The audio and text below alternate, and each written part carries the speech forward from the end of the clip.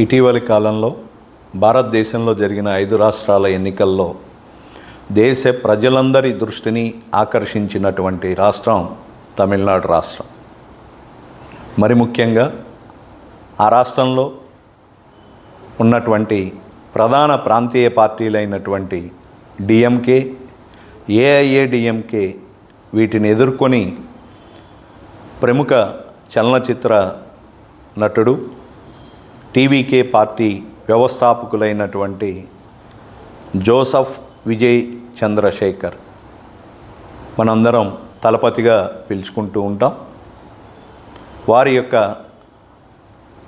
Party అత్యధిక స్థానాలని అంటే 234 assembly స్థానాలకు గాను మ్యాజిక్ ఫిగర్ అయినటువంటి 118 స్థానాలకు గాను 108 స్థానాలను కైవసం చేసుకొని కేవలం 10 స్థానాలకి మ్యాజిక్ ఫిగర్కి చేరువుగా ఉండి గడిచిన 6 రోజుల నుంచి దోబూచులాడుతూ ఏ పార్టీని గవర్నర్ ఆహ్వానిస్తారు ప్రభుత్వాన్ని ఏర్పాటు చేయడానికి అనేటువంటి క్రమంలో ఆ సస్పెన్స్కి తెరతీస్తూ నిన్న విజయ్ తమిళనాడు రాష్ట్ర ముఖ్యమంత్రిగా ప్రమాణ స్వీకారం చేయటం మనందరం చూస్తూనే ఉన్నాం.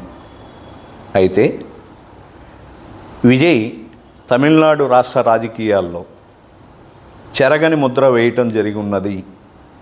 ముఖ్యంగా ఎంజీఆర్ తర్వాత ఆ రాష్ట్రంలో పార్టీని ఏర్పాటు చేసిన అనతి కాలంలో అధికారంలోకి వచ్చినటువంటి వ్యక్తి విజయ్గా మనం గమనిస్తూ ఉన్నాం.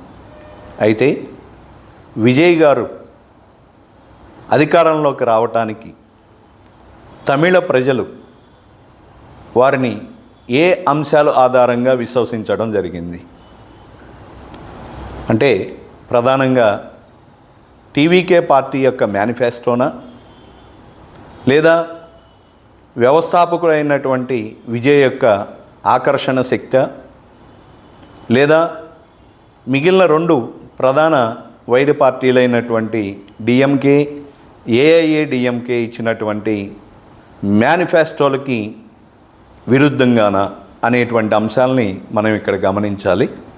అయితే మనం ఐడెంటిఫై చేసినటువంటి అంశం ఏంటా అంటే ఆనాటి ఇందిరాగాంధీ గారి సమయం నుంచి నెహ్రూ గారి సమయం నుంచి నేటి వరకు కూడా భారతదేశంలో కానీ వివిధ రాష్ట్రాల్లో కానీ పార్టీని ఏర్పాటు చేసినటువంటి వ్యవస్థాపకులు ఎవరైతే ఉన్నారో ఆ వ్యవస్థాపకుడి యొక్క చరిష్మా ఆకర్షించేటువంటి శక్తి దాదాపు ప్రజల్ని ప్రభావితం చేయటంలో అత్యధికంగా ఉంటుంది అనటానికి విజయ్ గారు గెలుపొందినటువంటి స్థానాలే నిదర్శనం. ఇది ఒక కారణమైతే, రెండవది నేను అతి సామాన్య కుటుంబం నుంచి రాజకీయాల్లోకి వచ్చాను. ఆ రాజకీయాల్లోకి వచ్చాను అనేటువంటి దాన్ని ఆ సామాన్య కుటుంబం అనేటువంటి దాని నుంచే మరికొంతమంది వ్యక్తుల్ని పోటీలో అభ్యర్థులుగా నిలబెట్టడం, మరి ముఖ్యంగా వారి డ్రైవర్ కొడుకుని ఎమ్మెల్యే సీట్ ఇచ్చి ఎన్నికల్లో నిలబెట్టడం, అలానే ఒక ఆటో డ్రైవర్కి సీట్ ఇవ్వటం, అలానే మహిళలకి సీట్లు ఇవ్వటం అనేటువంటిది మనం గమనించున్నాం. ఇవి కూడా ఒక ప్రధాన కారణంగా మనం గమనించాలి.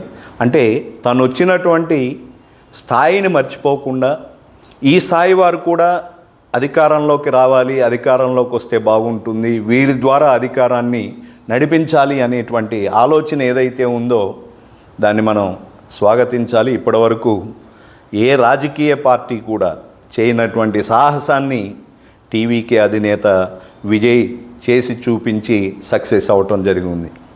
అలానే మరొక ప్రధానమైనటువంటి అంశాన్ని మనం గమనిస్తే డిఎంకే కానీ ఏఐడిఎంకే కానీ టీవీకే కానీ ఇచ్చినటువంటి ఎన్నికల హామీల్లో సంక్షేమ పథకాలు మాత్రమే ప్రజలను అమితంగా ప్రభావితం చేసినాయి.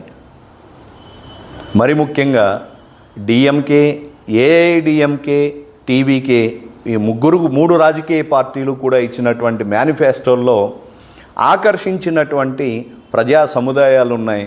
ఆ ప్రజా సముదాయాల్లో ప్రథమ స్థానంలో ఉన్నటువంటి వాళ్ళు మహిళలుగా మనం చెప్పుకోవాలి. డిఎంకే పార్టీ మహిళలకే ప్రథమ స్థానాన్ని ఇచ్చున్నది. ఏఐడిఎంకే అదే చెప్పున్నారు, కానీ టీవీకే వైపు ఎందుకు మొగ్గు చూపారు అంటానికి ఇక్కడ 2-3 ప్రోగ్రామ్స్ టీవీకే మేనిఫెస్టోలోవి మనం గుర్తు చేసుకోవాల్సిన అవసరం ఉంది. ఒకటి, మహిళలకి నెల 2,500 రూపాయలు ఖాతాల్లో జమ చేయటం అనేటువంటిది. 2, పెళ్ళిడుకు వచ్చినటువంటి వధువులు ఎవరైతే ఉన్నారో, పెళ్లి చేసుకోబోయేటువంటి వధువులు ఎవరైతే ఉన్నారో యువతులు, వారికి 10 తులాల బంగారం పట్టుచీర అనేటువంటిది బహుశా ఇది అమితంగా ఆకర్షించినటువంటి మరొక సంక్షేమ కార్యక్రమంగా మనం భావించాలన్నా. అలానే బడిఈడు పిల్లలు ఉన్నటువంటి తల్లుల ఖాతాల్లో సంవత్సరానికి 15,000 రూపాయలు జమ చేయటం అనేటువంటిది ఫీజు రియంబర్స్మెంట్ రూపంలో. ఇవి మిగిలిన రాజకీయ పార్టీల కన్నా కూడా, ఫర్ సపోజ్ డిఎంకే ఒక లాటరీ సిస్టమ్ను పెట్టి లాటరీలో 8,000 రూపాయలు మహిళలకు ఇస్తామని చెప్పటం, ఏఐడిఎంకే కూడా అటువంటి హామీనే ఇవ్వటం. అలానే ఉచిత విద్యుత్ కానీ, వృద్ధాప్య పెన్షన్లు కానీ, వితంతు పెన్షన్లు కానీ, రైతులకు ఇచ్చినటువంటి రుణమాఫీ కానీ, నిరుద్యోగులకు ఇచ్చినటువంటి 5 లక్షల ఉద్యోగాల కల్పన కానీ, ఇవి టీవీకే పార్టీ తరపున ప్రజల్లోకి వేగంగా వెళ్ళినటువంటి సంక్షేమ పథకాలుగా మనం గుర్తుపెట్టుకోవాలి. ఆ మేరకు అటువంటి ఘన విజయాన్ని టీవీకే పార్టీకి అందించడం జరిగింది. అంటే ఇక్కడ మనం ఫోకస్ చేయాల్సినటువంటి అంశాలు ఏంటంటే, ఏ రాజకీయ పార్టీ అయినా దేశంలో ఎక్కడైనా అధికారంలోకి రావాలి అంటే ప్రధానంగా ఒక 4 వర్గాలని 5 వర్గాల ప్రజల్ని మనం ఆకట్టుకోవాలి అనేటువంటిది మనకి స్పష్టంగా కనిపిస్తూ ఉంది. 1, మహిళలు. 2, విద్యార్థులు. 3, నిరుద్యోగులు. 4, వృద్ధులు, వితంతువులు. 5, రైతులు.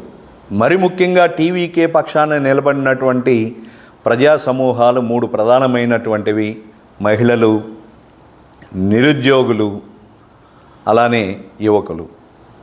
వీళ్ళని ఫోకస్ చేసి తన యొక్క సినీ గ్లామర్ ద్వారా కావచ్చు, లేదా తన రాజకీయ పార్టీ ద్వారా ప్రకటించినటువంటి మేనిఫెస్టో ద్వారా కావచ్చు, చివరికి అధికారం అనేటువంటి దానికి వచ్చి విజయకేతనం ఎగరేసినటువంటి వ్యక్తి టీవీకే పార్టీ అధినేత. అయితే ఇక్కడ మనం గమనించాలన్నా, వారు చాలా స్పష్టంగా చెప్తూ ఉన్నారు, నేను మాత్రమే power centre, there is no second power centre అని చెప్పేసి. ఇది మనం ఆహ్వానించదగినటువంటి ప్రధానమైనటువంటి మార్పు. 2వది, లౌకిక తత్వం, సామాజిక న్యాయం అనేటువంటివి నా ప్రభుత్వానికి ప్రధానమైనటువంటి లక్ష్యాలు అని చెప్పటం. దేశంలో ప్రస్తుతం నెలకొన్నటువంటి తరుణంలో ఈ మాట చెప్పినటువంటి ఏకైక రాష్ట్ర ముఖ్యమంత్రిగా విజయ్ గారిని అభినందించాల్సి ఉంటుంది. అలానే అవినీతి రహిత, పారదర్శకమైనటువంటి పాలన, నైతిక విలువలతో కూడినటువంటి పాలన నేను అందిస్తాను అని చెప్పేసి హామీ ఇచ్చున్నారు. ఇది సాధ్యమా అంటే వారి ప్రసంగంలోనే మనం గమనించి ఉండాలి. నేను కేవలం నూతన శకానికి నాంది పలుకుతూ సత్పరిపాలన అందించడానికే వచ్చాను, డబ్బు సంపాదించడానికి నేను రాజకీయాల్లోకి రాలేదు అని చెప్పేసి స్పష్టం చేయటం.